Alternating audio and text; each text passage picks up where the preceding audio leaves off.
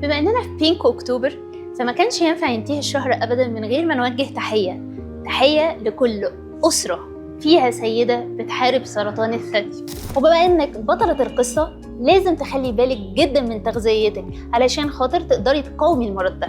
ولازم اول حاجة في تركيزنا تكون على الفاكهة والخضروات الفريش، يعني يومك ما ينفعش يعدي خالص من غير طبق سلطة وفاكهة فريش. وطبعا تاني حاجة لازم تركزي فيها هي البروتين، يعني يومك ما ينفعش يعدي خالص من غير بيضة أو كوباية لبن أو زبادي أو جبنة. ده حاجة مهمة جدا علشان خاطر جسمك. طبعا الكربوهيدرات اللي جسمنا محتاجها ما ناخدهاش أبدا من الحاجات اللي هي الحلويات والكلام ده، لا نركز إن هي تكون من الحبة الكاملة أو من الشوفان، ونبعد تماما عن السكر الأبيض والمصنعات عشان جسمك يكون أقوى تقدري تنتصري على المرض. وكمان هيفرق معاكي جدا في عضلاتك إنك تحافظي على الحركة، لازم تكون في حركة كويسة في اليوم بتاعك، ما تقلش عن 30 دقيقة مشي. وطبعا نفسيتك هي المحور الأساسي، لازم تحافظي على نفسيتك وقوتك علشان خاطر تقدري تنتصري. يعني رأيي في النقطة دي ان انت تشوفي حد مختص في النفسية والعصبية، طبيب، وهو ساعتها ممكن يوجهك لثيرابيست او يوجهك لحد من الكانسر كوتش.